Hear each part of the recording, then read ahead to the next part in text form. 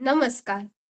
અરવિંદ મણિયાર જનકલ્યાણ trust તેમજ શોધક પરિવાર તરફથી હું આદ્રા આપ સૌનું અને આજના વક્તા વાગ્દી પાઠકનું હાર્દિક સ્વાગત કરું છું.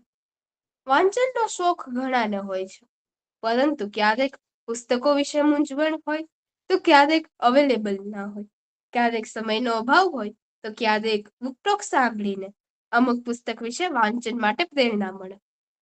શોધક ટીમ આ વાંચન રસને જીવંત રાખવા અને પુસ્તકો સાથે મૈત્રી કરાવવા હંમેશા અગ્રસર છે. જેઓ મનગમતા પુસ્તકો વાંચવા માટે ઘર બેઠા પુસ્તકો પહોંચાડે છે. આ વિચાર સૌ પહેલા અરવિંદ મણિયાર જનકલ્યાણ ટ્રસ્ટના મેનેજિંગ ટ્રસ્ટી માનનીય હંસિકાબેન મણિયારને આપ્યો. આ વિચારને તેમના સુપુત્ર શ્રી હર્ષલભાઈ મણિયારે વેગ આપ્યો અને આજે આપણે સૌ લાભાન્વિત છીએ. દરેક કાર્યની શરૂઆત પ્રાર્થનાથી થાય, તો આજે રવિવારે બુક ટોક શરૂ કરતા પહેલા આપણે પણ પ્રાર્થના કરીએ. ઓમ સહનાવવતુ સહનૌ ભુનક્તુ સહ વીર્યં કરવાવહૈ તેજસ્વિનાવધીતમસ્તુ મા વિદ્વિષાવહૈ. ઓમ શાંતિ શાંતિ શાંતિ. મિત્રો, ગયા રવિવારે આપણે અમીશને શિવકથન નવલકથા ત્રયથી પ્રારંભ કર્યો હતો, જેમાં આપણે પહેલી પુસ્તક મેલુહા વિશે જોયું હતું. આજે આપણે એ જ નવલકથા ત્રયની બીજી પુસ્તક નાગવંશ વિશે જોવાના છીએ.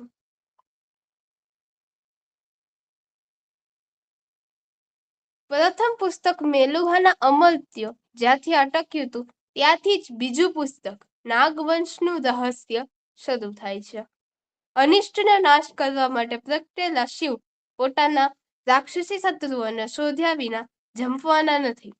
આ પુસ્તકમાં ભયાનક યુદ્ધો અને અવિશ્વસનીય રહસ્યોની વાત છે. શિવના સાહસોના આ દ્વિતીય ભાગમાં શું નાગવંશનું રહસ્ય ઉકેલાશે? જાણીએ આપણા વક્તા વાગ્દી પાઠક પાસેથી, જેઓ યોગ ચિકિત્સક અને કાઉન્સેલર છે. તેમની રુચિમાં વાંચન, લેખન, ફોટોગ્રાફી, ગાર્ડનિંગ, પેઇન્ટિંગ વગેરેનો સમાવેશ થાય છે. નવું નવું શીખતા રહેવું તેમને ગમે છે. પુસ્તકાલય, સ્કૂલ તેમજ વિવિધ સ્થળોએ બુકટોક આપી રહ્યા છીએ. તો ચાલો આપણે આ પુસ્તક વિશે વાગ્દી પાઠક વિશે જ માણીએ.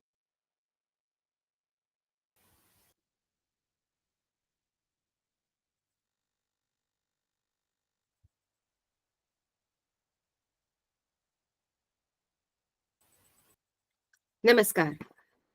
ગયા વખતે આપણે મેલુહા અમીશ ત્રિપાઠીની મેલુહા શિવ કથા જે નવલકથા થઈ છે એનો પહેલો ભાગ આપણે સાંભળ્યો. ઘણા લોકો આમાંથી એડ નહીં થયા હોય તો હું ફરીથી થોડું રિકેપ આપી દઉં, કારણ કે આ સિરીઝ છે એટલે બીજો ભાગ શરૂ કરતા પહેલા થોડું પહેલા ભાગનો આઈડિયા આવી જાય તો સારું. તો આમ જોઈએ તો આજે ભારતની નગરી છે, એના ભારત પર જે ઉત્તર દિશામાં જે આખું આવેલું છે એના વિશેની આખી વાત છે, જે લેખક અમીશ ત્રિપાઠીએ બહુ સરસ રીતે આખો ઉપરનો ભાગ વર્ણવ્યો છે. અને હું એમ માનું છું કે રામચરિત શ્રેણી છે, જે રામ શ્રેણી છે એ છે એ નીચેના સિરીઝમાં નીચેના ભાગના આખો એટલે કે દક્ષિણના ભાગને વર્ણવવામાં આવ્યું છે.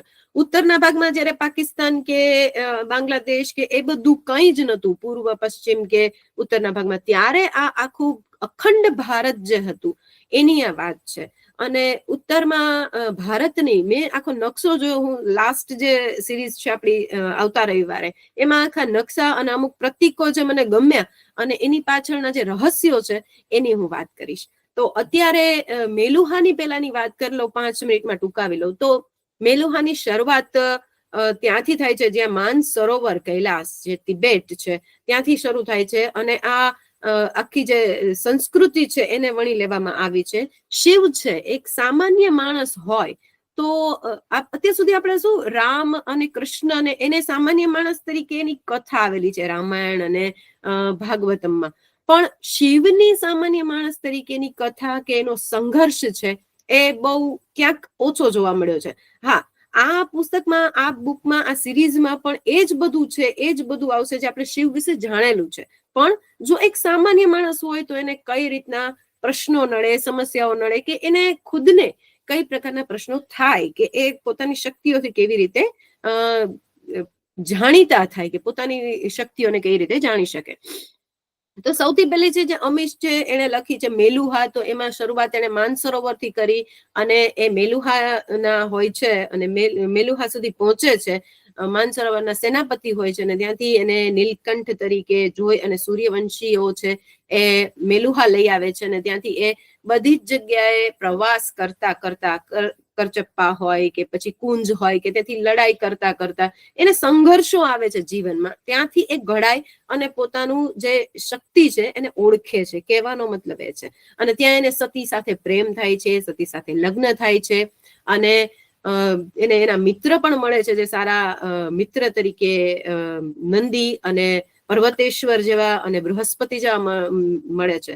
આમાં બૃહસ્પતિ છે એનો વધ થાય છે અને એ નાગ છે એનું માન્યતા એવી છે અને એને એવું લાગે છે કે આ મંદાર પર્વત પર બૃહસ્પતિ એના જે મિત્ર છે, જેણે એને સોમરસ વિજ્ઞાન ઔષધિ બનાવતા અને એક વૈજ્ઞાનિક તરીકે મેલુહામાં જાણીતા હતા, અને એમનો વધ થાય છે અને જેના લીધે એનામાં આક્રોશ થાય છે કે હું એને શોધીને રહીશ, એનું શું, કોણે એને એનું મૃત્યુ આપ્યું અને એ બધું.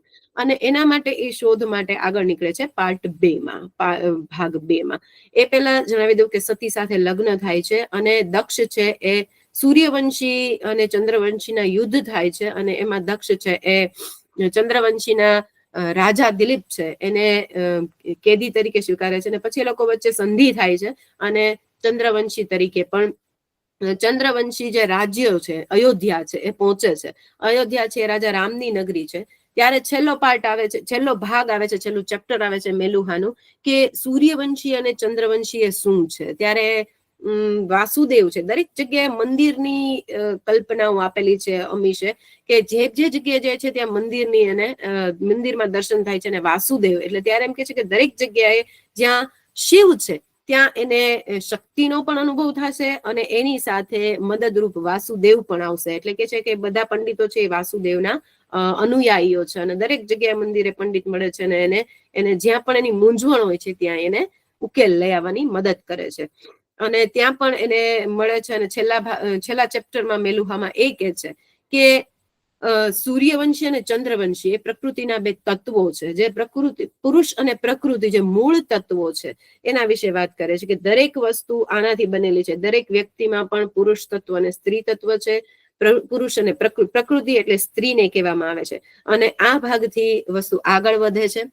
પછી ત્યાં એને મંદિરની, રામ મંદિરમાં હોય છે અયોધ્યામાં, અને બહાર નીકળે છે ત્યારે સતી છે એને સામે મળે છે. ત્યાં આપણે ટૂંકાવ્યું હતું ભાગ 1 માં અને અમીશે પણ આ ભાગ 1 માં. હવે ભાગ 2, નાગવંશનું રહસ્ય. ત્યારે એ બહાર નીકળે છે ત્યારે નાગ પણ સાથે ત્યાં જોવા મળે છે અને 3 વચ્ચે એક જગ્યાએ જડાઈ જાય છે અને 3 વચ્ચે યુદ્ધ થાય છે. યુદ્ધ એટલે એક જાતનું નાગ છે એ એનું અપહરણ કરવા માંગે છે, એવી એની કોશિશ છે કે એનું અપહરણ, એને લઈ જવા માંગે છે, એની પાસેથી અમુક કંઈક પણ જાણવા માંગે છે કે શું એ હવે પછી નાગના રહસ્યમાં આવશે.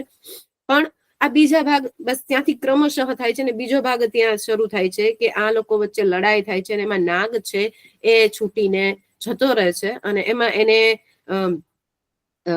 ખૂબ જ ભાગવાની કોશિશ કરે છે. ત્યાં ખબર પડે છે કે સતી છે એ ગર્ભવતી છે અને એને બાળક આવવાનું છે અને ત્યારે એમ ખબર પડે છે કે એ પત્નીમાંથી હવે માં બનવા જઈ રહી છે.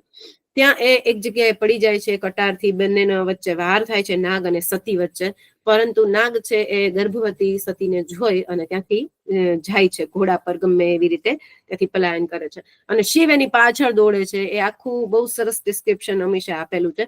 અને શિવ એની પાછળ દોડે છે. ત્યાં એ ઘોડો લઈ અને કોક પાસેથી જતો હોય છે નાગ, ત્યારે એ થેલી ફેંકે છે અને થેલીમાં સિક્કો એક મળે. સિક્કાઓ ખૂબ બધા હોય છે જે બ્રંગ પ્રદેશના સિક્કાઓ છે અને બ્રહ્મ પ્રદેશના સિક્કાઓ ત્યારે એક સિક્કો 1-2 સિક્કા લઈ અને આપી દે છે જે ઘોડે સવારી હોય છે એને, અને શિવ છે એ બધા સિક્કા 2-3 સિક્કા લઈ અને જાય છે.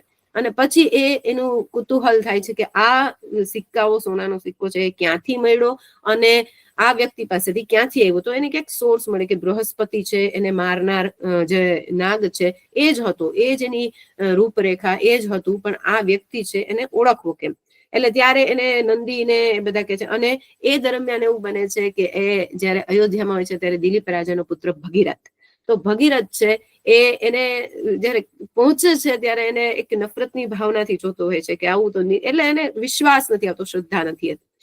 પણ થોડા સમયમાં એવું બને છે કે ત્યાં એ લોકો બેઠા બેઠા સિક્કાનો વિચાર કરતા હોય છે. ત્યાં ભગીરથ છે ત્યાંથી પસાર થાય છે અને પાછળ સૈનિકો દોડતા હોય છે કે આ ભગીરથનો જીવ બચાવો, કારણ કે ઘોડો છે એ એકદમ અનકન્ટ્રોલેબલ થઈ ગયો છે અને નિયંત્રણની બહાર છે. ત્યારે શિવ એની મદદે દોડે છે, કારણ કે એના માટે કોઈ એવી રીતે દુશ્મનાવટ કે એવો ભાવ નથી કોઈ પણ પ્રકારનો.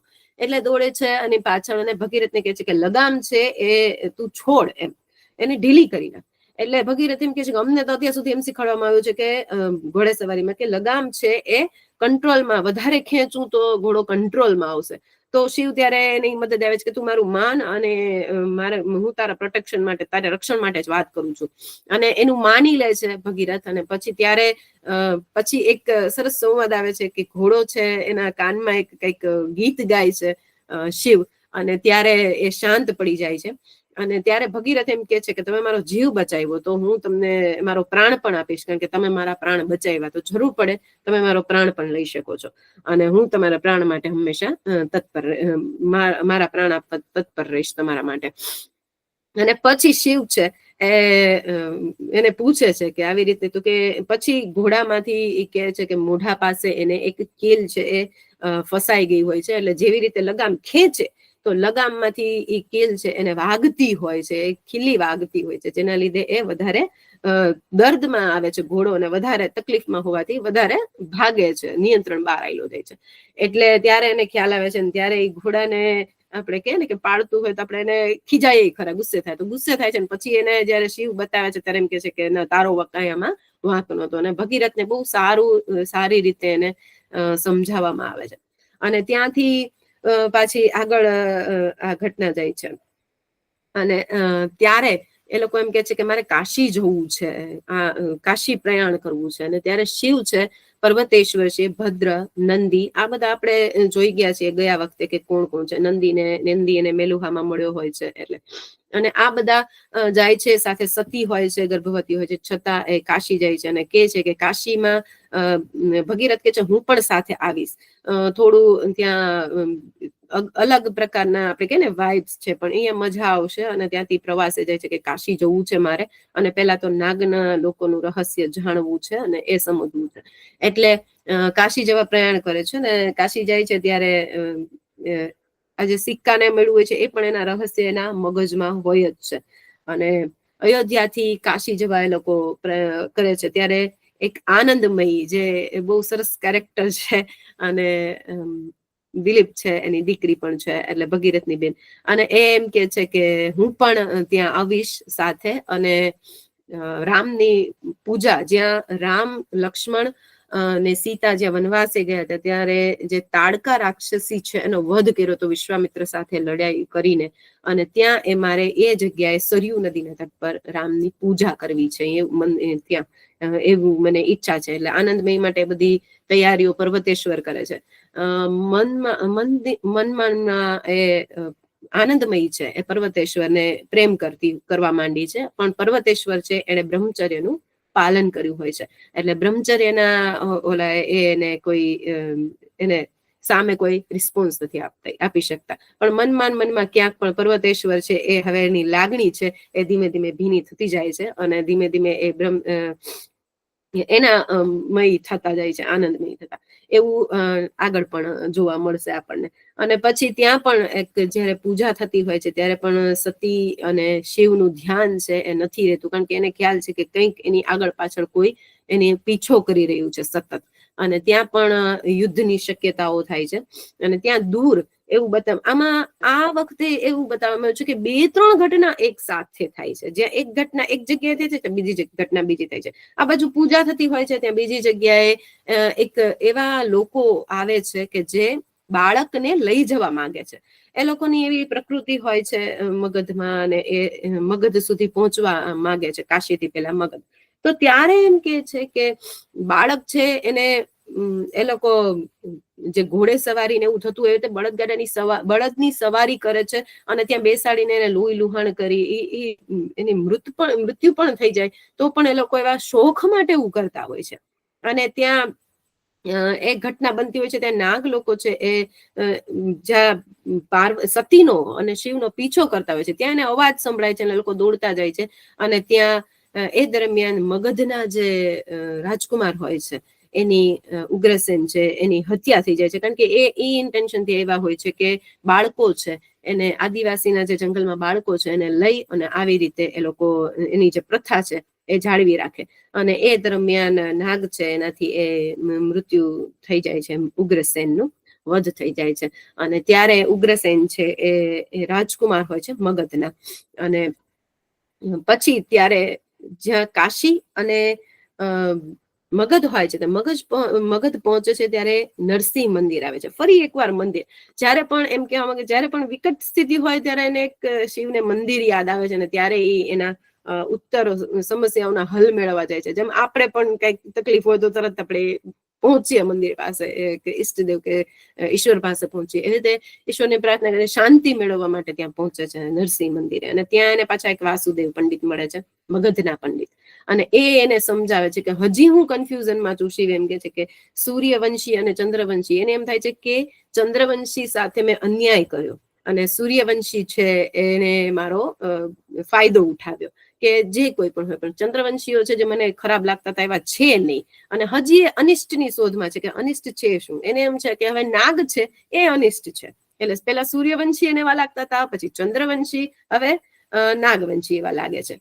એટલે આ મૂંઝવણમાં પંડિત એને એમ કે છે કે સૂર્યવંશી છે એ પુરુષ છે અને ચંદ્રવંશી છે એ પ્રકૃતિ છે. અને એકદમ એને ડિટેલમાં સમજાવે છે કે આ દુનિયા છે, આ સૃષ્ટિ છે એ પ્રકૃતિના ઉર્જાના 2 તત્વો પર નિર્ભર છે. અને ઉર્જાના 2 તત્વો એટલે એક પુરુષ અને બીજું પ્રકૃતિ, એટલે કે એક પુરુષ અને સ્ત્રી. અને એમાંથી કોઈ પણ અજાણ નથી. એટલે કે સૂર્યવંશી છે એટલે બંને રીતે સાચાઈ છે ને ખોટાઈ છે. જેમ ગયા વખતે આપણે જોયું એમ કે સૂર્યવંશીના અમુક રીત રિવાજો ને એ બધું છે કે કડક કાયદા છે, નીતિ નિયમો છે, અને શક્તિશાળી નેતા, એ બધું મેલુહા અને એ જગ્યાએ હતું અને છે. અને સંસ્કૃતિને સ્થિર રાખવા એનું કારણ શું એ પણ કહે છે, અને મજબૂત બનાવવાને શક્તિશાળી બનાવવા માટે જરૂરી છે. પણ સાથે સાથે એવા સ્ત્રી તત્વો પણ છે, જેમ કે ચંદ્રવંશી, એ બધા પણ એમાં આવે છે. જેમ સૂર્ય અને ચંદ્ર, એવી રીતે પુરુષ અને સ્ત્રી, એવી રીતે સૂર્યવંશી અને ચંદ્રવંશી. તો ચંદ્રવંશી જયારે એ પહોંચે છે ત્યારે મેલુહામાં આપણે જોયું કે કાયદા જેવું એટલું બધું નથી, અને એમાં એટલા નિયમો સ્ટ્રિક્ટ નથી. પછી સાથે એમાં વાણી વ્યવહારમાં પણ સ્વતંત્રતા છે. એને સૌંદર્ય અને સ્વાતંત્ર્યને જ્યાં એની કોઈ પણ ઈચ્છાઓની ઝંખનાઓની એ લોકો પરવા કરે છે. એટલે સાથે સૌંદર્ય પણ છે. જડતાને ક્યાંય સ્થાન નથી, અને આસ્થા માન્યતાથી લોકો છે એ લોકો રહે છે. એટલે એવો કોઈ નિયમો કે રીતિ રિવાજોને જડતાથી એ લોકો, એટલે સૂર્યવંશીમાં જ્યાં જડતા કે ફરજિયાત જે ફોલો કરવાનું છે, એવી જ આપણે જે કહીએ છીએ સમૂહ અત્યારશાહી અને આપણું ડોમેસ્ટિક જે રીતે આપણે કહીએ છીએ કે સ્વાતંત્ર્ય આપણને મળે છે. તો 2 વસ્તુ કહે છે. અને કહે છે કે માણસો છે અને પ્રાણીઓ છે, તો એમાં પણ એ જ આપણને જોવા મળે છે. પણ કે ફેર શું છે, તો કે માણસો પણ આવી જ લાઈફ જીવે છે અને પશુઓ પણ આવી લાઈફ જીવે છે. તો એમાં બેમાં સામ્યતા, તો કે પશુઓ છે એ પોતાના રક્ષણ માટે અથવા પોતાના નોલેજ એના માટે કરે છે, પણ મનુષ્યો છે એ જ્ઞાનની વહેંચણી કરે છે. એક પછી બીજી પેઢી દર પેઢી એકબીજાને જે પણ અનુભવ મળ્યા છે એ પણ સાથે શેર કરે છે, ખાલી એક જ્ઞાનથી નહીં. પણ જે કે છે ને કે પશુ છે એ એક એને શીખવાડી દે કે શિકાર કેમ કરાય, માળો કેમ બંધાય, કે જંગલમાં રહેવાય કેમ, રક્ષણ કેમ કરાય. પણ એ સિવાય પણ જે આત્મનિર્ભર જે કહીએ છીએ એ રીતે માણસ છે એ દરેક પોતાના વંશજોને પોતાની રીતે એવી રીતે બનાવે છે કે જેને જ્ઞાનની વહેંચણી પણ થાય છે. પછી એ વર્ણ વ્યવસ્થા હોય કે સમાજની વ્યવસ્થા. અને ત્યારબાદ મગધના આ ચેપ્ટર પૂરું થાય છે અને મગધ પછી એ લોકો ફાઇનલી કાશી પહોંચે છે. અને ત્યાં કે છે કે ત્યાં બીજો એપિસોડ મેં કીધું ને એક સાથે 2-3 ઘટનાઓ બને છે અને પંચવટીની ઘટના બતાવે છે કે ત્યાં નાગરાણી એક નવું કેરેક્ટર આપણને જાણવા મળે છે કે નાગરાણી અને નાગ બંને જણા ત્યાં એનો પીછો કરતા હોય છે એવું. એટલે ત્યાં એ લોકો કાશીથી જ્યાં રવાના થયા હોય છે ત્યારે પણ એ લોકો અયોધ્યાથી રવાના થયા ત્યારથી એનો પીછો થતો હોય છે સતત. અને કાશીના રાજા છે એ એનું સ્વાગત કરે છે, કાશી પહોંચે છે જ્યાં શિવ અને સતી ને આખું એ લોકોનું જે પણ લશ્કર છે એ. અને એનું નામ છે અતિથિત્વ. અને એ અતિથિગ્વ અને એ છે એનું વેલકમ કરે છે. અને એ પેલા મગધમાં જે અમુક કેને કે પહોંચવા માટે નિયમો ભંગ કરવાના ને એ બધું, એટલે વહાણ એને આપી દે છે થોડાક સમય માટે. ને એ અમુક ત્યારે અશ્વમેઘ વિશે વાત કરે છે અને અશ્વમેઘમાં કઈ રીતે ભ્રંગના દેશો છે એ કાશીને મદદ કરે છે. અને અશ્વમેઘ દરમિયાન જે લોકો એમાં કહેવામાં આવે છે કે ઘોડો છોડવામાં આવે ને ઘોડો ક્યાંય પણ જતો હોય તો એ જો એને એ પરાસ્ત કરી શકે તો એને એનું પરાસ્ત ન કરી શકે તો એને એનું જે ખંડીય બોલાવે, ટૂંકમાં એને યુદ્ધ દરમિયાન જે પણ ઘોડો છે એને જો પકડી લે તો એને યુદ્ધ કરવું પડે. અને યુદ્ધમાં જો પરાસ્ત થાય તો એ રાજ્ય જીતનારનું થઈ જાય. અને જો એને પરાસ્ત નથી કરતા ને એ જગ્યાએ પહોંચી જાય છે તો એને ખંડીયો રાજ્ય એવું કહેવામાં આવે છે અને એને ખંડણી આપવી પડે છે. એ રીતના અશ્વમેઘ યજ્ઞના નિયમ છે. અને એ નિયમ પ્રમાણે કે છે કે બ્રંગ દેશ છે એ અમારું આ રીતે ખંડણીનું રાજ્ય છે. એમાં બ્રંગ નામનું એક વધુ રાજ્ય ઉમેરાય છે. કાશીના રાજા છે એ વેલકમ કરે છે અને કાશીને જોતા જ એટલું સરસ મજાનું એ લોકો સૌંદર્ય ખૂબ અમીશે સરસ વર્ણવ્યું છે. આ ગયા હોય તો જ આ ઇમેજિનેશન થઈ શકે. અને એમાં કે છે કે એક વિશ્વનાથ મંદિર છે અને એ પહેલા 80 ઘાટ જવાનું કે છે કે કાશી છે એ વહાણમાંથી જોતા એને એવું લાગે છે કે આમ વર્તુળાકારે છે. ગંગા નદીનો પટ એને જોવા મળે છે, કિનારો જોવા મળે છે. અને ત્યારે કે છે કે એ ત્યાં સવારના વિશ્રામ લે છે અને કે છે સતી કે આપણા બાળકનો જન્મ અહીંયા કાશીમાં જ કરવો છે. અને એ પહેલા મેલુહા વખતે જ શિવે એવું પ્રોમિસ કરેલું હોય છે, એવું વચન આપેલું હોય છે વીરભદ્રને. જે ભદ્ર છે એ વીરભદ્ર તરીકે હવે ઓળખાવા લાગ્યો છે. અને એને કૃતિકા ગમે છે અને કૃતિકા એની પત્ની થઈ ચૂકી હોય છે, જે સતીની મિત્ર છે, એની રક્ષક છે. એને કે છે કે હું કૃતિકાએ તારું બહુ સરસ હંમેશા ધ્યાન રાખ્યું છે આ ગર્ભવતી છે એ દરમિયાન પણ અને હંમેશા માટે. તો જે પણ બાળક આવશે એનું નામ એટલે શિવ એમ જ કે છે કે દીકરી આવશે. જેમ આપણી લાઈફમાં જે રીતે જીવન જીવતા હોય એ જ રીતે શિવ ને સતીને લાઈફમાં જીવન જોતા આપણને ખરેખર આશ્ચર્ય થાય એવું કે આવું પણ થતું હશે. તો શિવ એમ કે છે કે જોજે દીકરી જ આવશે ને એનું નામ કૃતિકા રાખવાનું છે. ત્યારે સતી એમ કે છે કે તો આપણા વચ્ચે બંને વચ્ચે એવી શરત મારી કે હું સતી એમ કે છે કે દીકરો જ આવશે. અને પછી એ બે વચ્ચે હળવી એવી વાત થાય છે. પછી કે છે કે કાશી છે ત્યાં જ હવે આપણા પુત્ર કે પુત્રી જે આવે એનો જન્મ થશે, આપણે બાળકનો જન્મ કાશીમાં થશે. અને એ દરમિયાન ડિસાઈડ થાય છે એટલે ત્યાં સુધી કે છે કે કાશીમાં જ અમે રહેશું જ્યાં સુધી બાળકનો જન્મ ન થઈ જાય. એટલે રાજા અતિથિગ્વ પણ કે છે કે કઈ વાંધો નહીં, તમે અહીંયા વેલકમ, અને અહીંયા જ્યાં સુધી રહેવું હોય ત્યાં સુધી રહી શકો છો. અને કાશી નગરી આમ કે છે કે વિશ્વનાથ નગરી છે, રુદ્ર નગરી છે. તો ત્યારે કે છે કે આ 80 ઘાટ એના વિશે વાત કરે છે ભગીરથ, કે એની સ્ટોરી શું છે કે આ કાશી આટલી સરસ છે એમાં દિવાલો કેમ નથી. એટલે ત્યારે રહસ્ય એ થાય છે કે ગયા જે મેલુહામાં કીધેલું છે કે મહાદેવ રુદ્ર છે એને એક વસ્તુનો પસ્તાવો થાય છે કે સાચું શું ને ખોટું શું, સારું શું ને ખરાબ શું. એમાં દેવો અને અસુરો એની લડાઈમાં એને એમ થયું કે અસુરો છે એટલા બધા હિંસા વાળા છે અને ખરાબ છે. એટલે એને કીધું કે 80 મૃતદેહ છે એ રુદ્રદેવે અહીંયા એને મૃત્યુ દંડ દીધેલું છે. અને પછી એને પસ્તાવો થાય છે અને એને એમ થાય છે કે આ નહીં, આ એની સમસ્યા ત્યારે એને પંડિત પણ સમજાવે છે. એ ભગીરથ કહે છે કે ત્યારે રુદ્ર મહાદેવ છે એને ખ્યાલ આવે છે કે આ સૃષ્ટિનો નિયમ છે સારું અને ખરાબ, સુખ અને દુઃખ.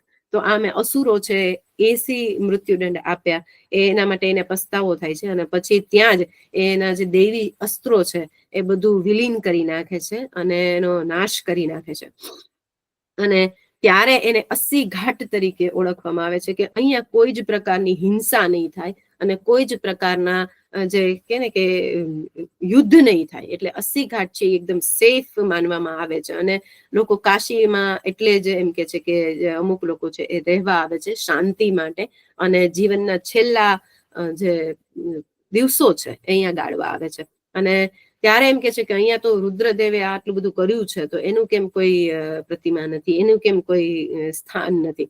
ત્યારે કે છે કે રુદ્ર મહાદેવે જ કહ્યું હતું કે અહીંયા 80 ઘાટમાં મારું કોઈ સ્થાન નહીં, મારું એક પથ્થર ન હોવો જોઈએ એનાથી દૂર. એટલે વિશ્વનાથ મંદિરમાં રુદ્ર મહાદેવની પ્રતિમા છે અને ત્યાં એને પૂજન થાય છે. એટલે થોડા સમયમાં પછી એ 80 ઘાટ છોડી અને એક દિવસ ત્યાં મંદિરે જાય છે સતી અને શિવ બંને.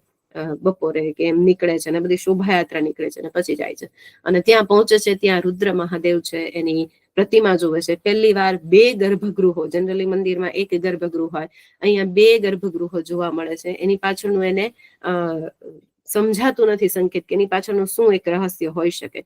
પણ થોડું એમ કે છે સતીને થોડું ઘણું જ્ઞાન હોય છે આનું કે રુદ્ર મહાદેવનું શું છે અને વૈશ્વનાથ મંદિરનું કે મેં સાંભળેલું છે. અહીંયા એક મોહિની પણ એક પ્રતિમા હશે, કારણ કે મહાદેવ રુદ્ર છે એ કોઈના સારા કે છે કે કોઈની સાથે એવી મિત્રતા નથી, કોઈના સાથે એવા જેમ કે રામ ભગવાન સાથે સીતા છે, લક્ષ્મણ છે કે એના ભક્ત હનુમાન છે, એવી જ રીતે કૃષ્ણ સાથે હંમેશા રાધા કે રૂકમણી જોવા મળે છે. તો એવી જ રીતે કેમ રુદ્રદેવ છે એ રુદ્ર મહાદેવ છે એની એકલી પ્રતિમા છે, એની સાથે કેમ કોઈ પ્રતિમા નથી. ત્યારે મોહિની છે એ પાછળના ભાગમાં જોવા મળે છે ને કે છે કે આનું એક રહસ્ય છે. અને આ બુકમાં એ પાછળ રહસ્ય જાણવા મળશે કે મોહિની શું છે. અને ત્યારે બ્રહ્મઘાટ પર જે વિશ્વનાથ મંદિર છે એના દર્શન કરે છે. અને રુદ્ર મહાદેવમાં આવેલું જે વાર્તા છે એ કે છે ભગીરથ, અને પછી એનામાં જે પરિવર્તન આવ્યું છે એનું 80 ઘાટની આખી વાર્તા આમાં વર્ણવવામાં આવી છે. પછી આગળ જતા જે રુદ્ર મહાદેવની જે આખી વર્ણન કરવામાં આવ્યું છે કે લાંબી ઘટાદાર દાઢી અને મૂછ, અને ત્યાં પણ કોતરણી કરેલી, એવું સરસ મજાનું વર્ણન કરેલું છે કે એને એક જગ્યાએ કાપો પડેલો છે. મેલુહામાં પણ મને પ્રશ્ન થયો કે પાછળની જગ્યા છે, પાછળનો ભાગ શું કામ એનો બતાવવામાં આવ્યો છે. મેલુહામાં જે શિવનો છે આગળનો ભાગ કેમ નથી બતાવવામાં, કારણ કે એની પ્રતિકૃતિ. પણ ખરેખર જો આગળનો ભાગ હોય તો આપણી ઇમેજિનરી આપણી ઘટી જાય, પણ પાછળના ભાગથી આપણી ઇમેજિનરી ઘણી રીતે આપણે એને કલ્પી શકીએ શિવને. અને નાગવંશમાં પણ એ જ રીતે નાગ બતાવવામાં આવ્યું છે, પણ એની સાથે એની પાછળ જે બતાવવામાં આવ્યું છે કે એનો જે મુખોટો બતાવવામાં આવ્યો છે, તો મુખોટો શું કામ પહેર્યો છે એનું રહસ્ય, નાગનું રહસ્ય એ હવે જાણવા મળશે. અને આગળ જતા આ લોકો વાત થાય છે કે બ્રંગ દેશ છે અહીંયા જવાનું છે, અને અમુક લોકો છે ત્યાં જ એક બ્રહ્મઘાટ ને એ બધી કાશીમાં જ્યાં એ લોકો રહેતા હોય છે ત્યાં થોડા સમયમાં એવા સમાચાર આવે છે કે મોરની હત્યા થઈ. અને એમ કે છે કે મોરની હત્યા છે એ ખૂબ પાપ ગણાય અને રાષ્ટ્રની વિરુદ્ધ ગણાય. એટલે ત્યાં આપણે ભારતની રાષ્ટ્ર પક્ષી તરીકે આપણે મોરને જોઈએ છે તો એ પણ છે જ કે એ હત્યા ગણાય ને એ ખરેખર દેશની ઓલા જેવું કહેવાય. એટલા માટે ત્યારે પણ એ સમયમાં પણ એવું બતાવે છે કે એ સમયમાં પણ એવું હશે અને મોરની હત્યા થાય છે. ને ત્યારે કે છે કે આ કોઈ બ્રંગ પ્રદેશનું જ કંઈક એવું હોવું જોઈએ. અને ત્યારે એ કે છે કે તો બ્રંગ પ્રદેશ જવું પડશે ને લોકો શું કામ આવું કરે છે. અને ત્યારે ત્યાંથી બ્રંગ પ્રદેશ પહોંચે છે અને મોરની હત્યાનું કારણ જાણવાની કોશિશ કરે છે. અને એને એમ થાય છે કે જે બ્રંગ નેતા છે દિગોદાસ, ત્યાં એક નવું કેરેક્ટર પાછું પાત્ર એડ થાય છે. અને એ દરમિયાન યુદ્ધ પણ થાય છે અને પર્વતેશ્વર એમાં ઘાયલ થાય છે ને એની શૈલ્ય ક્રિયા એ પણ બતાવવામાં આવે છે કે ત્યાં પણ એક એ લોકોનું હોસ્પિટલ જેવું રાખે છે ને શૈલ્ય ક્રિયા પણ બતાવવામાં આવે કે છે કે આવી રીતે એને બચાવવામાં. ત્યાં કે છે કે એને બચાવવા માટે ખાસ પ્રકારના સંજીવની વૃક્ષની છાલ છે એ જોઈએ. અને ત્યાંથી જેમ અયોધ્યા કે મેલુહામાં જે બધી વસ્તુ થાય છે, સોમરસ પણ કામ નથી આવતો થોડા ઘણા અંશે, અને કે છે કે ત્યાં સુધી પહોંચશે ત્યાં સુધીમાં તો એના ગુણો છે એ ખતમ થઈ જશે, એટલા માટે આપણે પહોંચવું પડશે બ્રંગ પ્રદેશ. અને ત્યાં પહોંચતા પહોંચતા બ્રંગના નેતા છે મળે છે ને શું કામ મોરની હત્યા થાય છે એના વિશેનું કારણ બતાવે છે કે બ્રંગ પ્રદેશ છે એ ખૂબ જ સમૃદ્ધ દેશ છે બધી રીતે, પણ ત્યાં અવારનવાર રોગચાળો થાય છે, જેના માટે ત્યાં છે ઔષધિની જરૂર પડે છે, અને નાગ લોકો આ ઔષધિ છે એ પ્રોવાઈડ કરે છે. કાશીના લોકો છે એ ઔષધિઓ પ્રોવાઈડ કરે છે. અને શું કામ એનું પાછળ રહસ્ય પાછળથી મળશે. અને ત્યારે એમ કે છે કે અત્યારે ઔષધિનો અભાવ હતો, એટલે બતાવે છે એક સ્ત્રીને કે એક બાળકને લઈને હોય છે ને જયારે હત્યા કરવા જાય છે ત્યાં એમ કે છે કે આ હત્યા ન કરો, તમે જોવો તો ખરા કે શું કામ એના પતિની હત્યા કરવાના હોય છે ત્યારે ત્યાં શું કામ મોરને મારવું પડ્યું. ત્યારે મોરના લોહીનું જે લોહીના ટીપા છે એ એક બાળકને પીવડાવવાથી બાળક પાછું મૃતમાંથી જીવિત થાય છે. એટલે કે છે કે આ અમારા માટે જીવન મરણનો સવાલ છે, એમ કે છે ને એકબીજાનો જીવનની સાયકલ, સૃષ્ટિનો નિયમ. તો એ રીતે કે છે કે અમારે આ કમ્પલસરી ફરજિયાત કરવું પડે એવું હતું, કારણ કે ઔષધિ અવેલેબલ નહોતી, એટલે જીવ બચાવવા માટે.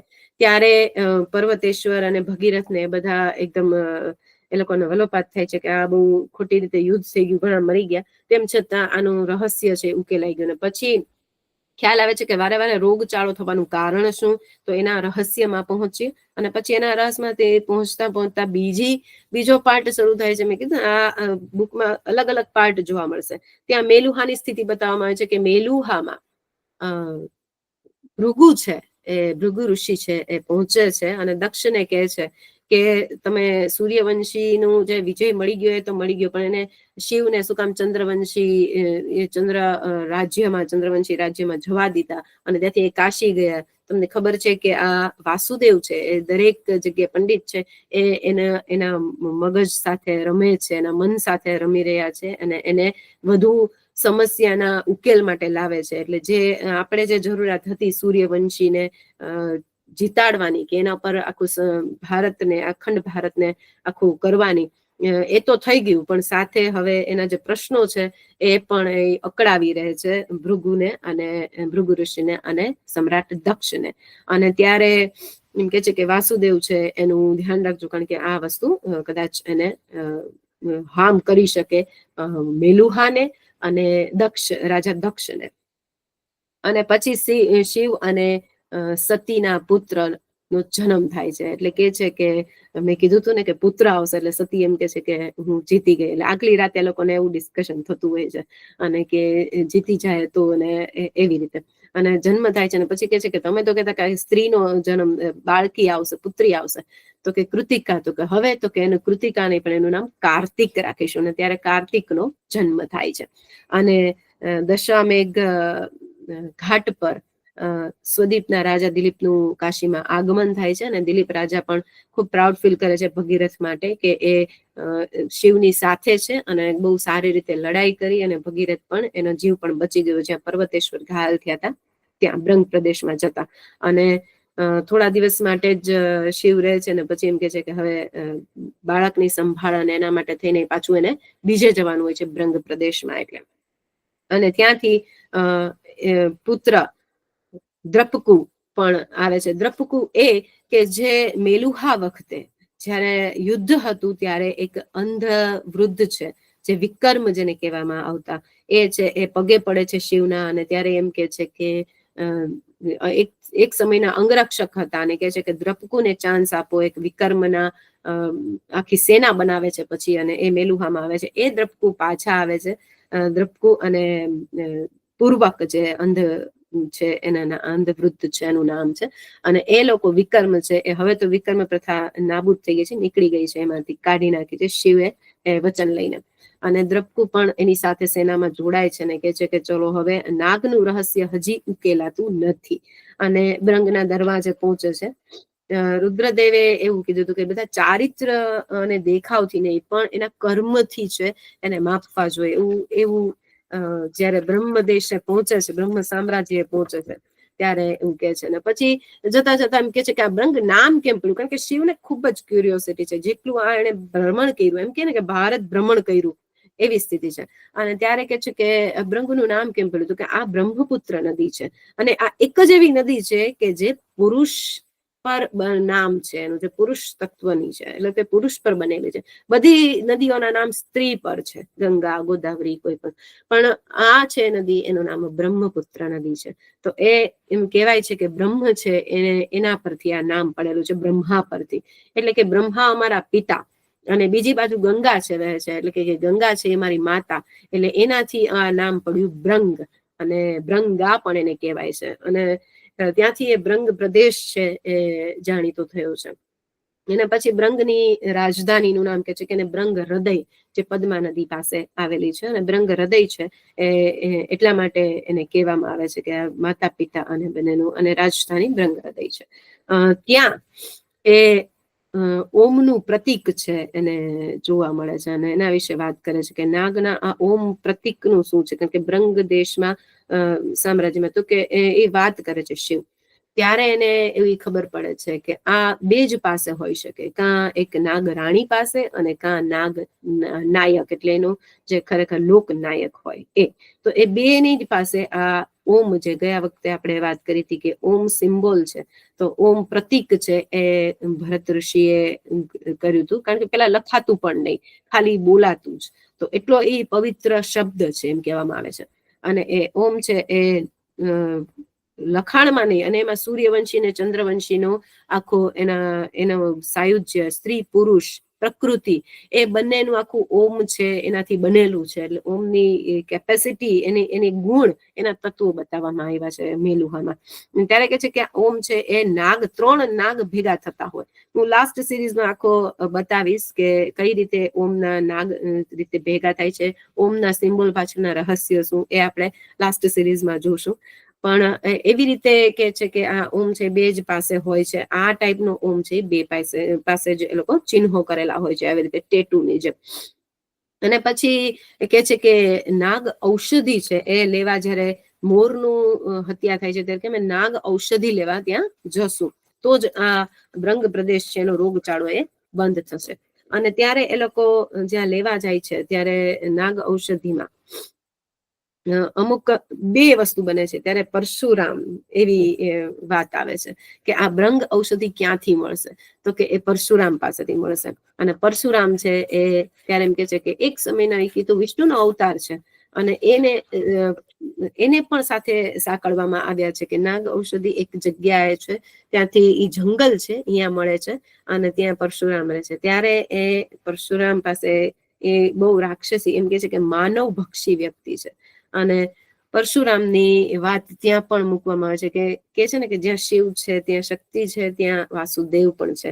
અને મેં એવું વાંચેલું હતું એક જગ્યાએ કે એમ કે છે કે શિવ એમ કે છે કે જ્યાં હું હો ત્યાં તમારે મારી રક્ષા કરવા આવવું પડશે, અને જ્યાં તમે હો ત્યારે હું રક્ષા કરવા આવીશ. એટલે હનુમાન રુદ્રાંશ એટલે જ કહેવાય છે કે એ શિવનો એક અંશ છે, શિવનો એક એનો એક ભાગ છે. અને એટલે જ રામની મદદે આવેલા. એટલે એવી જ રીતે આ પરશુરામ પણ ત્યાં આવે છે. હવે મદદે કે શું એ હવે જોઈએ. તો 2 વસ્તુ એક સાથે બને છે ત્યારે. અને સતી છે એ બીજી લડાઈમાં જાય છે કે એક ગામમાં પંચવટી પાસે સિંહો છે એનું આક્રમણ વધી જાય છે. ત્યારે સતી એમ કે છે કૃતિકાને કે મારા દીકરા કાર્તિકને સાચવ, અને હું જાઉં છું લડવા.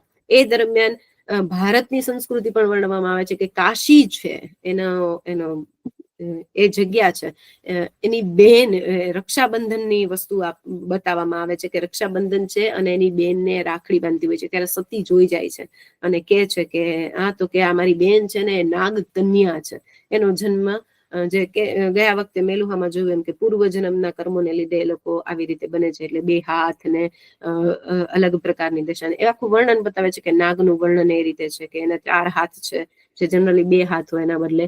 અને એવી રીતે આંખ છે એ નાગના સ્વરૂપમાં હોય છે, એટલે અડધા નાગ સ્વરૂપ એને જોવામાં આવે છે.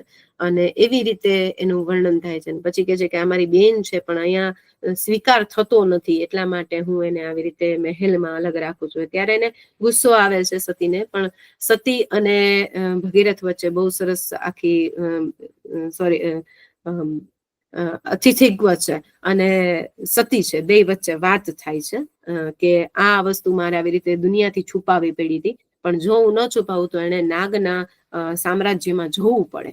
અને એ રીતે નાગના સામ્રાજ્યમાં જવાની વાત, ત્યાં અતિથિગ્વ કહે છે કે આજથી તું મારી બેન, અને બંને વચ્ચે ભાઈબંધનો સંબંધ રચાય છે.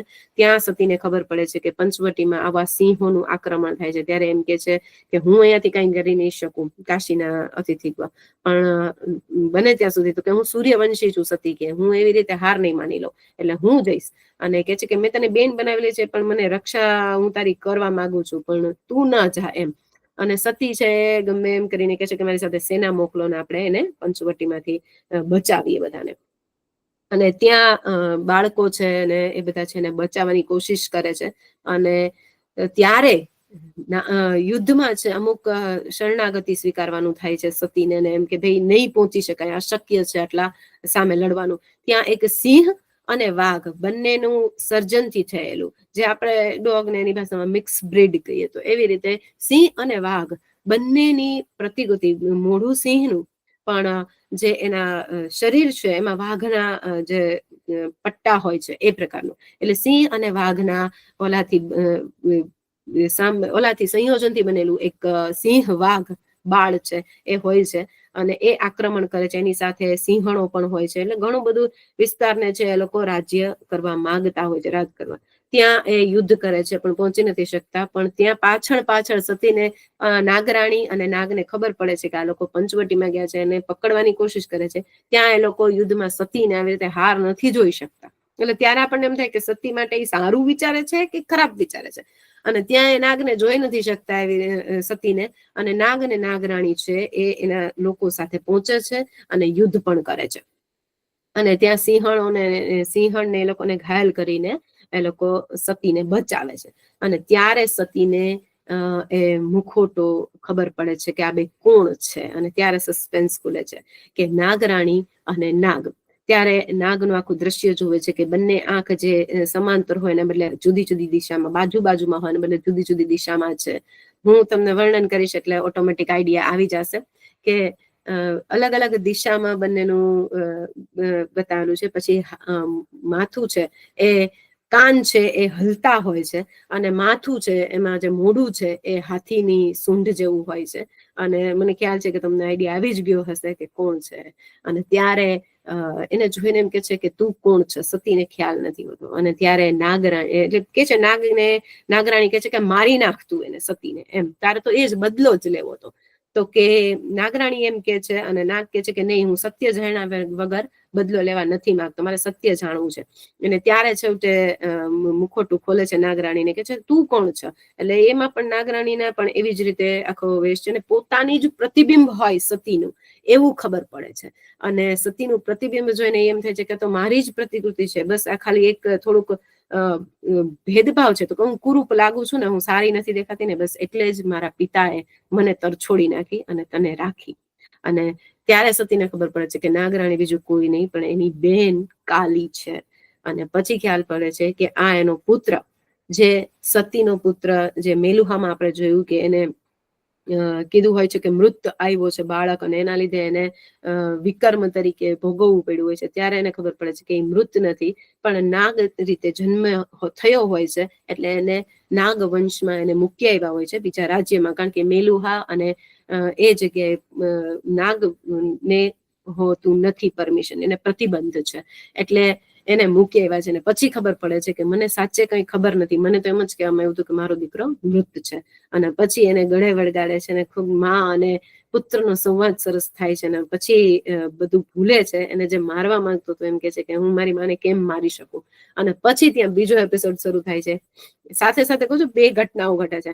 ત્યાં પરશુરામ પાસે યુદ્ધ થાય છે શિવનું, અને બહુ સરસ રીતે બે જગ્યાએ આપણને માઇન્ડ બ્લોક કરી દીધું હોય ને આપણે આ લેખકે, એવું લાગે. અને એક બાજુ જ્યાં અડધું પતે ત્યાં બીજું શરૂ થાય કે ચલો પરશુરામ સાથે યુદ્ધ થાય છે.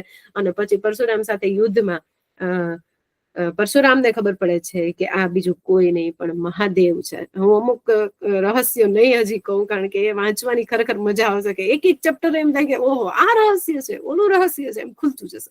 અને પછી પરશુરામ છે એ ત્યાં એને ખ્યાલ આવી જાય છે કે આ બંદી બનાવી લે છે. અને પછી એને ખરેખર બંદી બની જાય છે. અને પછી ખબર પડે છે કે, અને એ પેલા આ બધાએ કીધેલું હોય છે, ભગીરથને બધાએ, કે પરશુરામની તમને સ્ટોરી ખબર છે કે એને એની માને પણ નથી મૂકી, એની માની હત્યા કરી છે. ત્યારે આપણને પરશુરામની સ્ટોરી પણ ખબર પડે સાથે. અને એ કે છે કે શું કામ એમ, અને એને પછી એ પડઘો પાડે છે અને પકડાઈ જાય છે પરશુરામ. એને ખબર પડી જાય છે કે આ બીજું કોઈ નહીં, મહાદેવ છે.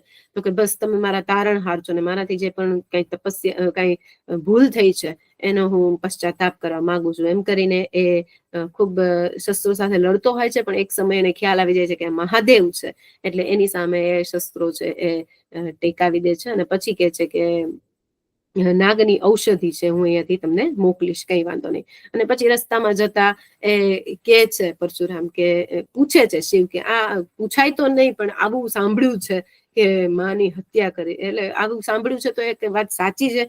તો પરશુરામ જ સામેથી એમ કે છે કે હા, જો તમે સાંભળી છે તો હું તમારા વાક્યો પૂર્ણ કરી દઈશ, કે આવું મારા પર એક આડ આવેલું છે અને એ સત્ય છે. અને એનું કારણ શું, તો એની પાછળની આખી સ્ટોરી કે છે કે મારા પિતા છે એ બ્રાહ્મણ અને મારી માતા છે ક્ષત્રિય, અને બંને વચ્ચે ખરેખર બ્રાહ્મણમાં એમ હોય કે જ્યારે પણ એ વાસુદેવ હોય ત્યારે એને બ્રહ્મચર્યનું પાલન કરવું પડે, પરંતુ મારી માતા સાથે પ્રેમ થયો અને બંને લગ્ન કર્યા. પણ અમુક, અને અમે 6 સંતાનો થયા, 7 સંતાનો થયા, અને એમાંનો હું એક સૌથી નાનો, અને મારું નામ પરશુરામ. અને એવી રીતે પણ મને ક્ષત્રિયોનું ગુણ ગમતા, જે મારા પિતાને એમ હતું કે હું એક બ્રાહ્મણ તરીકે આગળ આવું, પણ મને ક્ષત્રિય થવું ગમતું, અને મેં ક્ષત્રિયની તાલીમ લીધી. અને પછી અમુક વર્ષો પછી મારી માં છે એને બાંધી અને મારા પિતા છે એનો વધ કર્યો. તો મારા પિતા હતા એક જ એક્સેપ્ટ કરી હતી આજની જે છે ને, કે આજે પણ મેરેજીસ ને લવ મેરેજ કે ઇન્ટરકાસ્ટ મેરેજ ને એમાં જે પ્રોબ્લેમ ઇસ્યુઝ થતા હોય છે સમાજના, એ જ રીતે એ બહુમાં પણ થયેલા હશે એવું પરશુરામ આખું કે છે. અને પછી મારી માને બાંધીને આવી રીતે મારા પિતાનો વધ કરવામાં આવ્યો હતો, કારણ કે મારા નાના છે એ ઓફ થઈ ગયા, ગુજરી ગયા, અવસાન થઈ ગયું, એનું મૃત્યુ થઈ ગયું. એટલે એકના લીધે સચવાનું હતું, પણ એ ગયા પછી મારી મા ઉપર આવી રીતે આક્રમણ થયું. અને અમે લોકો તો અહીંયા તાલીમ લઈ રહ્યા હતા, અને હું ત્યાં પહોંચ્યો ત્યાં મારી માના હાથમાં મારા પિતાનો વધ થયેલો મને જોવા મળ્યો. અને ત્યારે મારી માએ એમ કીધું કે જે ક્ષત્રિયોએ માર્યા છે એ જ ક્ષત્રિયો છે એનો તું વધ કરજે, કારણ કે એના લીધે જ આજે તારા પિતા છે નથી. અને હું એ પણ ખૂબ મૂર્છાવસ્થામાં હોય છે, એટલે એ જ એમ કે છે માં કે મને તું મારી નાખ, કારણ કે હું કોઈ ક્ષત્રિયના ઓલા મરવા નથી માંગતી, પણ મારો હું પિતા વગર નહીં જીવી શકું તારા, એટલે મને પણ મારી નાખ. અને એમ કરીને એને આખરી વચન લેવડાવે છે બે, અને એમ પરશુરામ છે એની માને વધ કરે છે માનો. અને આ પણ એક પ્રણ લે છે, વચન લે છે કે આ રીતે વધ છે એ હું ક્ષત્રિયોના જ કરીશ, કોઈ ઓલાના નહીં. અને એ રીતે કે છે કે આવી રીતે ત્યારે શિવને અને બીજા બધાને પણ ખબર પડે છે, ત્યારે લોકોને થાય છે કે નહીં, દરેક વ્યક્તિનો જોવાનો નજરિયો છે એ અલગ હોય છે. જેના માટે જે સારું લાગ્યું એ કદાચ ખરાબ પણ હોય, ને જે ખરાબ લાગ્યું એ કદાચ સારું હોય. એટલે ત્યારે પરશુરામ એમ કે છે કે આપણે સિચ્યુએશનના માર્યા છીએ, આપણે સંજોગના માર્યા છીએ. દરેક સંજોગ છે એ કોઈ પણ કામ આપણને કરાવી શકે, એના લીધે આપણે ખરાબ કે સારા નથી થઈ જતા. અને ત્યાર પછી આ પરશુરામની જે બુદ્ધિ છે ઉકેલાય છે, ત્યાં પર્વતેશ્વર છે એના મનની વાત કળી જાય છે શિવ, અને એને ખ્યાલ છે કે આનંદમયી સાથે એને પ્રેમ છે. ત્યારે આનંદમયી પણ અમુક પ્રશ્નો પૂછે છે પર્વતેશ્વરને કે રામ, એ કે હું રામના નિયમો પર ચાલુ છું.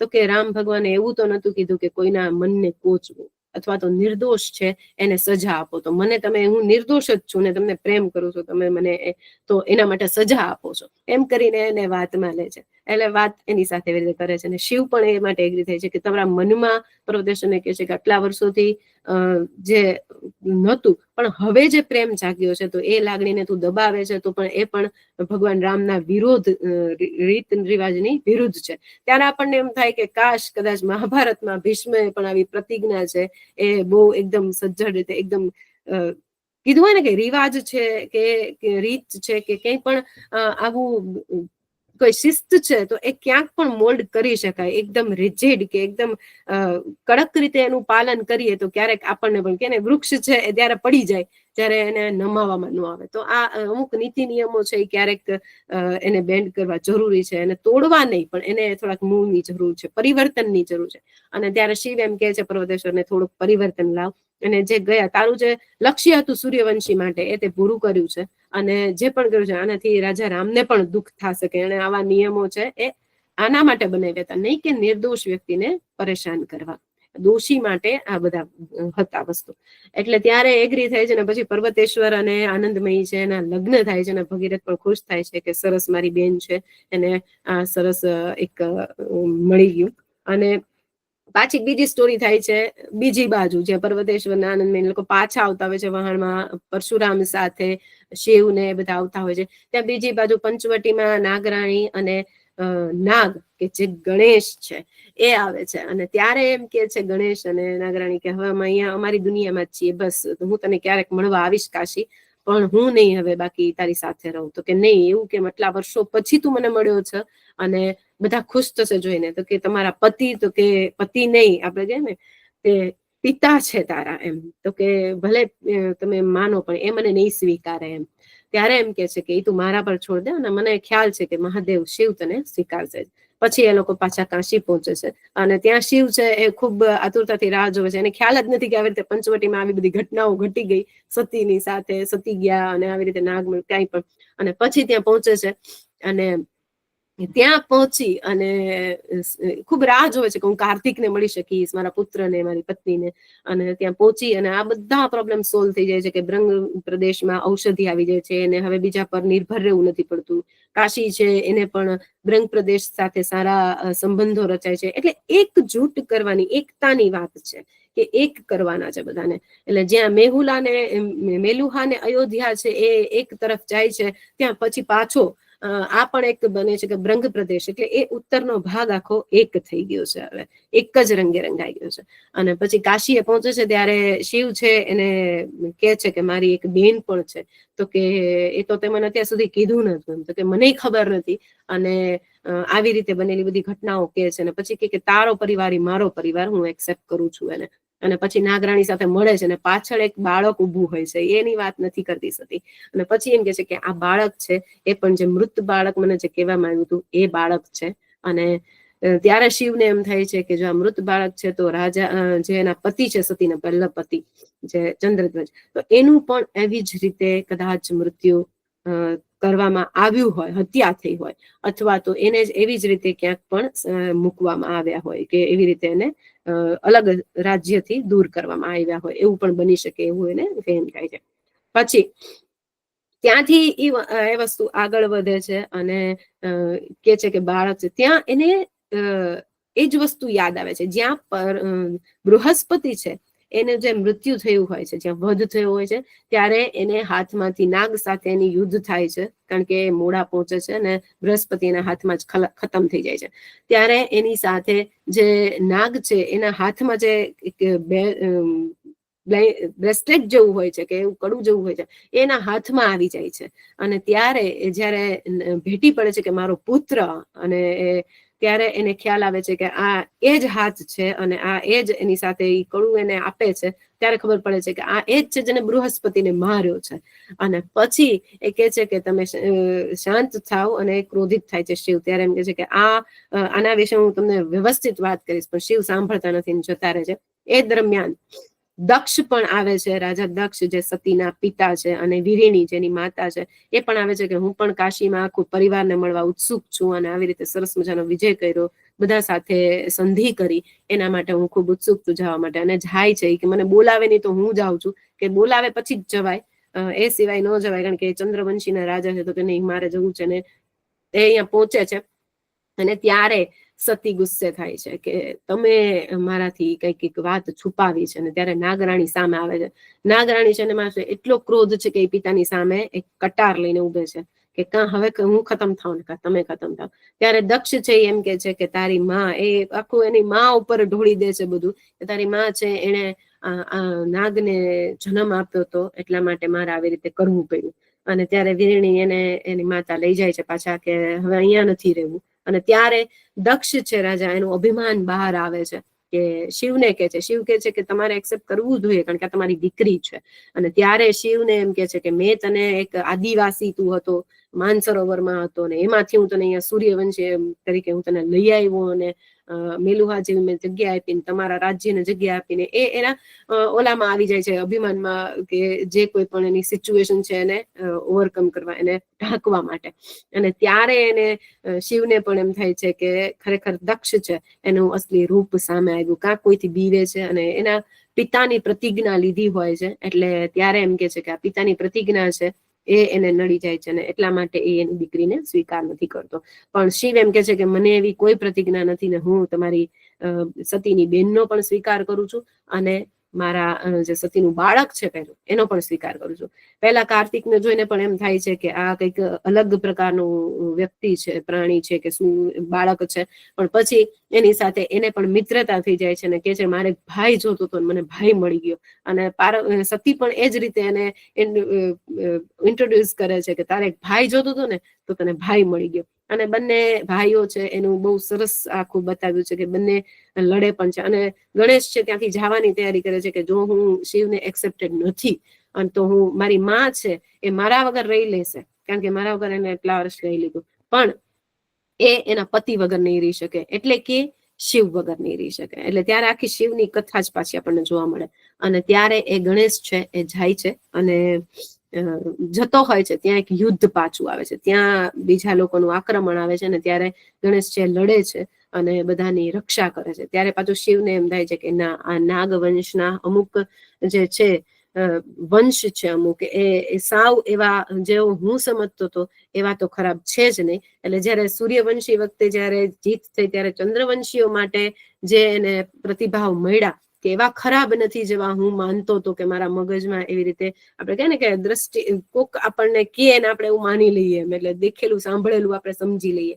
તો એવી રીતે એને સમજી લીધું હશે, અને ચંદ્રવંશીઓ જેવું એનું સારા લાગ્યા, એવી જ રીતે એને આ નાગવંશ પણ એટલું સારું લાગ્યું. અને પછી એ પાછું કે છે કે આપણે એક્સેપ્ટ કરીએ, અને પછી એ પાછા એક મંદિરમાં જાય છે, ત્યાંથી એક શાંતિ મેળવવા માટે શિવ. અને છેલ્લે શિવ છે એ અશુભનું અસ્તિત્વ શું એ પાછું ગોતવા જાય છે, કે આ નાગનું રહસ્ય સમજાઈ ગયું. ત્યારે એને કેવા નાગરાણી છે એ કે છે કે હું તમને એક જગ્યાએ લઈ જાઉં, અને એ જગ્યામાં પાછું આક્રમણ થાય છે. ત્યારે એકબીજા માટે પાછો એક અવિશ્વાસનો ભાવ જન્મે છે. પર્વતેશ્વર અને નાગ રાણી વચ્ચે આખું પાછું વાક યુદ્ધ થાય છે. અને પછી પાછું કે દૈવી અસ્ત્રો પણ છે, તો આ હવે આક્રમણ કરનારું છે કોણ બીજું હજી. એટલે હજી એક રહસ્ય ખોલવાના છે, હજી શિવના પ્રશ્નો છે એ સોલ્વ કરવાના છે. અને ત્યારે એક કે છે કે અમને તો ખબર નથી, અમે જે નાગ વંશના બધા જે નાગ લોકો છે એને એક ભૂમિ છે, અમે ભલે દૈવી ભૂમિને અમે પ્રણામ કરીએ છીએ, એ એક સ્ત્રીના સ્વરૂપમાં આવેલી છે. ત્યારે ખબર પડે છે કે મોહિની છે એ અત્યાર સુધીમાં વિષ્ણુના અવતાર 7 અવતારમાં મોહિની અવતારને સ્વીકાર કરવામાં આવ્યું નથી. બધા જ અવતારો પુરુષના અવતારો છે, સ્ત્રી અવતારને એક્સેપ્ટ કરવામાં નથી આવ્યું. તો એ અવતારે હવે શું એની આગળ વસ્તુ કરી એ રહસ્ય છે. નાગનું રહસ્ય ખુલી ગયું, પણ હવે આ મોહિનીનું શું રહસ્ય છે, મહારહસ્ય, કે નાગનું મહારહસ્ય, મોહિનીનું રહસ્ય, અને શિવ છે એ નીલકંઠ બન્યા ત્યાંનું રહસ્ય હવે સોલ્વ થશે, અને એનો ઉકેલ આવશે ત્રીજી શ્રેણીમાં, જે વાયુપુત્રોની શપથ, જે એના વિશે વાત કરીશું આવતા રવિવારે. તો મને લાગે છે કે બહુ મજા આવી હશે. આ થ્રિલર ને એના જેવી ફિલ્મ જોતા હોય એવું ફીલ થાય, કે એક બાજુ આ ઘટના થતી હોય, બીજી બાજુ આ ઘટના થતી હોય, અને આપણે જોતા હોય એવું ફિલિંગ આવે જયારે વાંચતા હોય ત્યારે. ને એક ચેપ્ટરમાં રહસ્ય ઉકેલાતું જાય, અને પાછા રહસ્યો બનતા પણ જાય સાથે, તો એ વધારે મજા આવતી જાય. જે મેલુહામાં જે નાગ જે એકદમ અનપ્રિડિક્ટેબલ ને એમ હતું, કે બહુ રહસ્ય સિક્રેટ એક પાત્ર હતું, એ હવે ખુલી ગયું ગણેશ. અને છેલ્લે એવી રીતે આવે છે ગણેશમાં, કે એને એક જગ્યાએ લઈ જાય છે, તો ત્યાંથી હા એ રહસ્ય કહી દઉં, કે એને જે જગ્યાએ લઈ જાય છે એ જગ્યા એક સ્કૂલ જેવી હોય છે, અને ત્યાં એમ કે છે કે આ શાળામાં વિશ્રામ કરીએ થોડા સમય માટે, પછી રહસ્ય કરી દઉં. અને ત્યાં એને એક અવાજ સંભળાય છે, કે શિવને, શિવ કે છે મેં આ અવાજ તો સાંભળેલો લાગે છે. અને ત્યાં ગણેશ એમ કે છે, ગ્રંથાલયમાં વાંચતા હોય છે શિવ, તો કે વાંચો નહીં, હવે તમે સાંભળો એ ક્યાંને, અને એની સાથે વાતચીત કરો. એટલે એને ગણેશ એને લઈ જાય છે, અને સામે હોય છે બૃહસ્પતિ. એટલે બૃહસ્પતિ છે એનો વધ નથી થયો હતો, બૃહસ્પતિ જીવતા હોય છે, જેનું એને હોય છે કે હું એના માટે બદલો લઈશ. તો એ નાગ છે એ લોકો એને બચાવ્યા હોય છે, અને કેવી રીતે શું એ હવે બૃહસ્પતિથી અટકી જાય છે એ હવે ત્રીજા શ્રેણીમાં આપણે એને વધારે જોશું અને એના વિશે જાણશું. હા, આ બુકમાંથી મને ટેકઅવે મળ્યા હોય તો ઘણા બધા, કે પુરુષ અને સ્ત્રી પ્રકૃતિ, બે તત્વો, બીજું બધું ભૂલી જાય. તો એ વસ્તુ બહુ ખરેખર સમજવા જેવી છે કે દરેકના બે પાસા હોય છે, દરેક સિક્કાની બે બાજુ હોય છે, અને દરેકને એવી રીતે સમસ્યાઓથી એને સિચ્યુએશન એવી હોય છે, દરેક વ્યક્તિ ખરાબ નથી હોતા, પણ સિચ્યુએશન એવી બની જાય કે આપણને, આપણી પણ સિચ્યુએશન ક્યારેક એવી બની જાય કે આપણે કોકને ખરાબ માની લઈએ, અને કોકની પણ એવી બની જાય કે આપણને એવું સમજી લે. એટલે આ સિચ્યુએશન સંજોગ છે. બીજું કે આમાં ઘણું બધું જે નથી સ્ટોરી, એ સ્ટોરી ટાઈપ મજા આવે એમ છે. પરશુરામની સ્ટોરી કે એ બધી આપણે જાણી હોય, પણ આવી રીતે સમજવાની મજા આવે, માણવાની મજા આવે. અને અમુક જેમ થાય કે આપણે ફીલ કરીએ કે કાશી આવું હશે, ગંગા નદી આવી હશે, કે અલગ અલગ એની બ્રંગ પ્રદેશ વિશે, અને એ બધી નદીઓ વિશે જાણવાની, એના વાતાવરણ વિશે જાણવાની, અને જે સામાન્ય માણસ, સામાન્ય જો ગણેશ હોય તો કેવી રીતે હોય, તો એ બધું સમજવાની બહુ મજા આવે. અને ખાસ કરીને રહસ્યો જે ઉકેલાતા જાય, અમુક જે વાસુદેવ છે એના અમુક શબ્દો છે એ બહુ સરસ રીતે અસર કરી જાય છે. કે છે કે દ્રષ્ટાંત આવું, દ્રષ્ટિકોણ આવો, તો એની જે અમુક વાંચીએ ને ત્યારે અમુક વાક્યો છે એ ખરેખર સ્પર્શી જાય કે ભગવાનથી પણ ભૂલ થાય છે, ને ભૂલ સુધારે કેમ, પરિવર્તન આવે કેમ.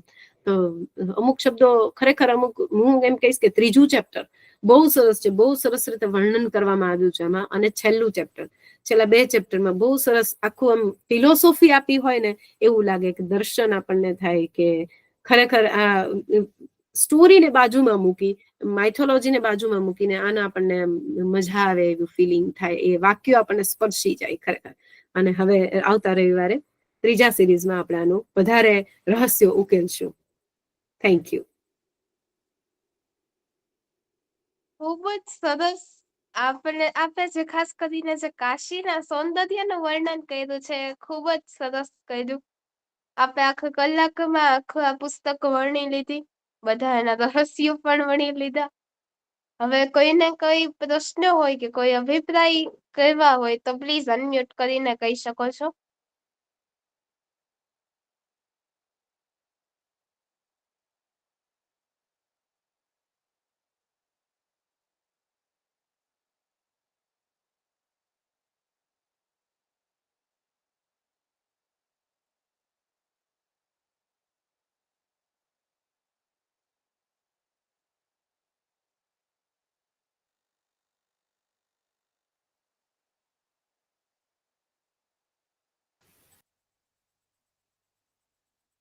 કોઈને કઈ પ્રશ્ન પૂછવા હોય કે કઈ અભિપ્રાય જણાવવો હોય તો પ્લીઝ અનમ્યુટ કરી શકો છો. હું એટલું કહીશ કે અમીશે ઘણું બધું રિસર્ચ કર્યું છે, એના માઇથોલોજી, જૂના બધા પુરાણોમાંથી ઘણું બધું સિમ્બોલ્સ ને એ બધાની બહુ સરસ આખી વર્ણન કર્યું છે એના ઇન્ટરવ્યુમાં. એમાં એ પણ હું નેક્સ્ટ વીકમાં શેર કરીશ, નેક્સ્ટ રવિવારે. અને ખૂબ જ સરસ રીતે વર્ણન, આપણને એમ લાગે કે આ ઇન્ડિયન ઓથર નથી એવું આપણને ફીલ થાય, કારણ કે ઘણું બહુ સરસ રીતે એના વર્ણનો, અમુક ઔષધિઓ વિશે અમુક માહિતી ખૂબ ઊંડાણપૂર્વક એના 3 પુસ્તકમાં રિસર્ચ કર્યું એવું લાગે. અને બધી જ રીતે એને જેટલું માઇથોલોજી છે એટલું જ એનો પ્રભાવ છે એના પ્રવાસ વર્ણનમાં જોવા મળે, એટલો જ એના ફિલોસોફીમાં વર્ણન જોવા મળે. એટલે બધા જ પાસાઓને, એટલે કોકને ફિલોસોફી ગમતી હોય તો એને એમાંથી મજા આવે, કોકને ઇમેજિનેશન ગમતું હોય તો એમાંથી મજા આવે, કોકની જૂની રહસ્યમય સ્ટોરી ગમતી હોય કે માઇથોલોજી ગમતી હોય તો એમાંથી આ બુક છે ને ઓલ ઇન વન છે, કે એમાં બધું મજા આવે, બધું સમજાય એમ. અને સાથે સાથે આપણને જીવનના મૂલ્યો અને તત્વો વિશે પણ ખબર પડે કે ખરેખર આપણી જોવાની દ્રષ્ટિ છે એ કઈ રીતની હોવી જોઈએ ને કેવી છે એ પ્રમાણે. વાગ્દીબેન, મારે જ એક તમને પ્રશ્ન પૂછવો હતો કે તમને આ પુસ્તક વિશે આ અમીશ વાંચવાની પ્રેરણા કઈ રીતે મળી? કારણ કે મને લાગે છે કે આ પુસ્તક પેલા તો વાંચવી, પછી સમજવી અને સમજાવવી ખૂબ જ અઘરી છે. જી, મને ઘણા વખતથી ઈચ્છા હતી આની કે વાંચું, કારણ કે મેલુહા બહુ આમ બેસ્ટ સેલર કહેવાય છે, બહુ બધી જગ્યાએ પ્રખ્યાત છે. આપણા ગુજરાતી સાહિત્યમાં તો ટૂંકમાં આ બાજુ કલ્ચરમાં પણ ઇન્ડિયા કે કોઈ પણ જગ્યાએ લેવલે જે પણ હોય એ બધી જગ્યાએ એમ કે છે કે પાવલો કોએલો જેવી એની લેખન કળા છે. અને અમુક જગ્યાએ બહુ સરસ રીતે એને અમુક ડેન બ્રાઉન પણ કહે છે. તો એ બધું જ વસ્તુ જેમ ડેન બ્રાઉન છે એ પશ્ચિમી દેશોનું જે બધું લઈ આવે છે, એને જે હિસ્ટ્રી છે, એની મિસ્ટ્રી છે, એ બધાના જે ઉકેલ સમસ્યા છે, ઉકેલ છે, એ બધું ફિલોસોફી એ બધું મર્જ કર્યું છે. એવી જ રીતે જો ઇન્ડિયાના એક ઓથર હોય તો આવી જ રીતે કે એક સિમ્પલ સ્ટોરી નથી કે શિવ વિશે કહી દીધી કે પછી એના આ જ બધા, એની પાછળ પણ એના રહસ્યો કે કઈ પણ એની પાછળ ઘણું બધું ગુડ. મને 80 ઘાટ એ બધું ગમ્યું કે સરસ એની પાછળની સ્ટોરી છે.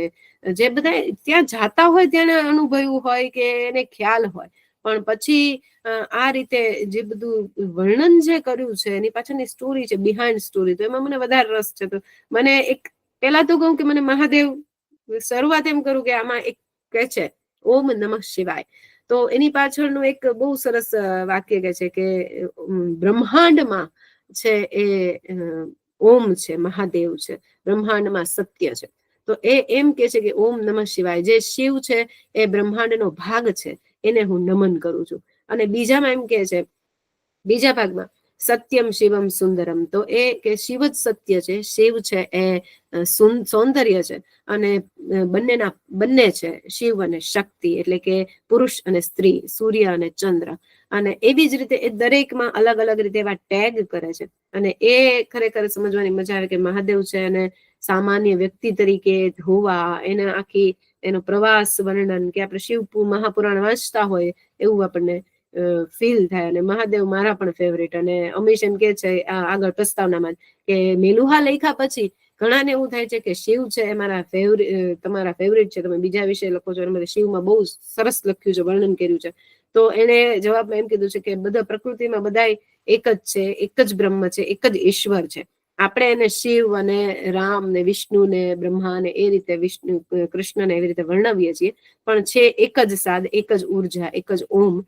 તો એને જે રૂપમાં ભજીએ. તો આમાં મને એમ લાગે છે લેખકનું ને મારું કોમ્બિનેશન થોડુંક સરખું થાય છે કે મને પણ જેટલા શિવ ગમે છે, મહાદેવ ગમે છે, મને જાણવાની ઉત્સુકતા હતી એટલી જ ઉત્સુકતા લેખકને હશે ને એને આવી રીતે વર્ણન કર્યું હશે, લખ્યું હશે રિસર્ચ કરીને, જે આપણને એક આવી વાંચન સામગ્રી થ્રુ મળ્યું અને શોધક થ્રુ આપને બધાને એ મળ્યો. કારણ કે મને ઘણી વખત હતું કે મેલુહા છે ઇંગ્લિશમાં છે, બધા અમુક સમજવું, આપે જેમ કહ્યું એમ કે જાણવું, સમજવું અને એને પછી એક્સપ્લેન કરવું. તો આ બધી વસ્તુ મેલુહા હજી ક્યાંક મળી જશે વાંચવામાં, સાંભળવામાં, પણ આ પછીના બે છે એ સાંભળવા કે વાંચવા બહુ મળતા નથી. તો એની પાછળના જે ઉકેલ છે, જે એક સિરીઝ છે, એ આપણે ખતમ કરીએ અને પૂરી કરીએ, કારણ કે આપણે આ માધ્યમ મળ્યું છે શોધકનું, તો એના થ્રુ આપણે આ બધી વસ્તુ જાણીએ. ફરી એકવાર બધાને રિમાઇન્ડર આપી દો કે આવતા રવિવારે આપણે શિવકથન નવલકથા ત્રયની છેલ્લી જે પુસ્તક છે, વાયુપુત્રોના શપથ, એ વિશે પણ આપણી યારે વાગ્મી પાઠક વાત કરવાના છે. એટલે બધા ખાસ જોડાશો આ છેલ્લી પુસ્તક માટે. અને આપનો પણ બહુ ખૂબ આભાર માનું છું વાઘભીબેન કે અમારી સાથે આ પુસ્તકોનું આટલો આ શેર કરો છો. અને આપ સૌ શ્રોતા મિત્રોનો પણ ખૂબ ખૂબ આભાર માનું છું કે આપ સૌ જોડાયા. જી બીજું કોઈ ધનદીપભાઈ. હેડરાઈસ કહી દો તો. હા જી ધનદીપભાઈ, બોલો શું કહેવું છે? નહીં, મેં તો એની માટે જ હાથ ઉપર કર્યો હતો કે પહેલા પણ આપણી વાતચીત થઈ એ પ્રમાણે બહુ સરસ રીતે આલેખન, બહુ સરસ રીતે પ્રેઝન્ટેશન, અને ડાયરેક્ટલી ઇનડાયરેક્ટલી જેટલા પણ જીવ આ પૃથ્વી લોકમાં અત્યારે વિચરણ કરી રહ્યા છે, જીવી રહ્યા છે, એ કોઈને કોઈ રીતે શિવ તત્વોની અંદર સામેલ છે. જી. એટલે મેલુહા અને અમીશની મોટાભાગની પુસ્તકો, મસ્તી તમારી વાત સાચી છે કે it is little bit difficult for anyone to understand the crux of that book. પણ તમારું જે પ્રેઝન્ટેશન છે it was very wonderful, I લાઇક્ડ it. અને આઈ એમ શ્યોર બધાને મજા જ આવી હશે. અને 16 ડિસેમ્બર શિવલિંગના પ્રાદુર્ભાવનો દિવસ છે, આદ્રા નક્ષત્ર સોમવારનો દિવસ આવી રહ્યો છે. એટલે દરેકને વિનંતી છે કે બીજું કાંઈ થાય કે ના થાય, બટ એટલીસ્ટ શિવ મંદિરે જઈ અને શંકર ભગવાનના દર્શન કરવા એ પણ એક બહુ મોટું પુણ્ય કાર્ય છે. ને આવા સરસ મજાના સમય આવી રહ્યો છે. મહાકુંભ 144 વર્ષ પછી 2025માં એન્ટર થઈ રહ્યો છે. અત્યારે એની તૈયારીઓ ચાલી રહી છે. એટલે અલ્ટિમેટલી આખી જીવસૃષ્ટિ શિવમય થઈ રહી છે, ને એ સમયે શોધક પરિવાર તરફથી એટલું સરસ આયોજન અને એની અંદર વાઘમીનો અવાજ અને આટલું સરસ પ્રેઝન્ટેશન હોય, એવું લાગી રહ્યું છે કે શિવકથાનો રસપાન જયા કિશોરી જ કરાવી રહ્યા છે.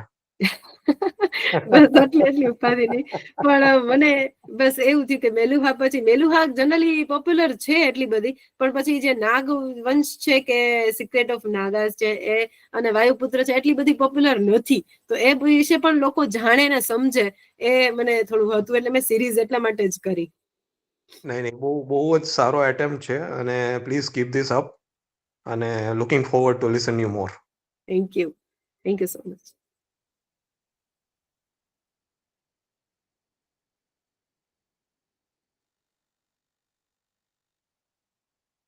હવે કોઈને કઈ કહેવું હોય તો?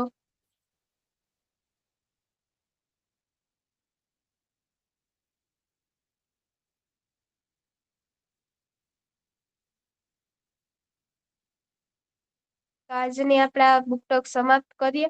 વન્સ અગેન આભાર વાઘભીબેન, અને સાથે બીજા બધા જે શ્રોતાજનો છે એ લોકોનો પણ આભાર કે એ લોકો જોડાયા. અને આવતા રવિવારે પાછા વાયુપુત્રો આવતા રવિવારે છેલ્લી પુસ્તક માટે ખાસ જોડાજો. Thank you.